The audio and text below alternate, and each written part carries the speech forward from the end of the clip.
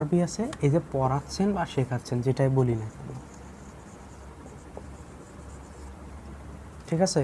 তাহলে the teacher, sorry ইংরেজি বড় হাতে রয়ে গেছে, দ্য টিচার লিখলাম, এটা আমরা সাবজেক্ট নির্ণয় করেছি, ভার্ব নির্ণয় করেছি, অ্যান্ড অবজেক্ট যেটা থাকবে ওটাই হচ্ছে অবজেক্ট, মানে ভার্ব বাদে যেটা থাকবে, ভার্ব এবং সাবজেক্ট বাদে।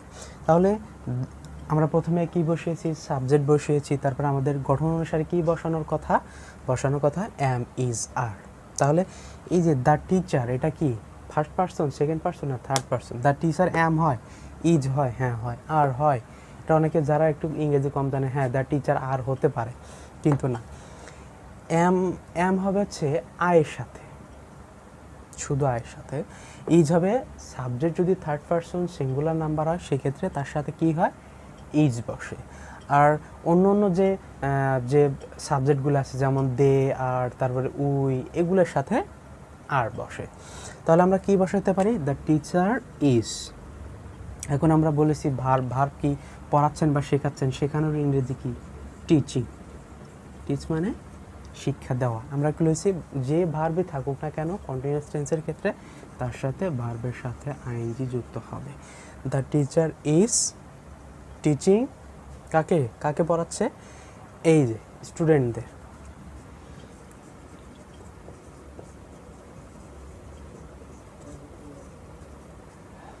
The teacher is teaching the student.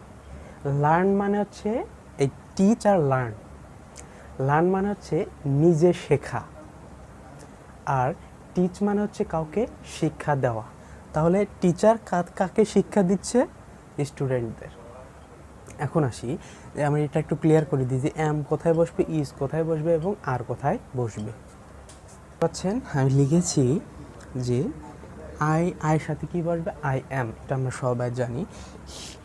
She, হি, ইট কোনো কিছুর নাম অথবা অন্য কোনো থার্ড পারসন সিঙ্গুলার নাম্বার, যেমন আমি বললাম যে দ্য টিচার, দ্য স্টুডেন্ট, বা যে কোনো কিছু রেগুলার থাকলে তার সাথে আমরা কি বসাবো, ইজ বসাবো।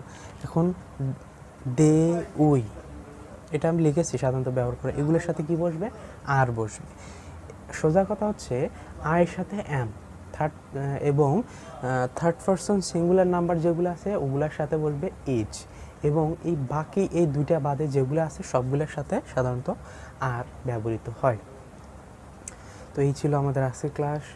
যদি আমাদের ক্লাসটা ভালো লেগে থাকে অবশ্যই আমাদের চ্যানেলটা সাবস্ক্রাইব করবেন এবং বন্ধুদের ভিতরে শেয়ার করবেন। এই প্রত্যাশা শেষ করছি আমাদের আজকের ক্লাস। সবাই ভালো থাকবেন, সুস্থ থাকবেন। আসসালামু আলাইকুম।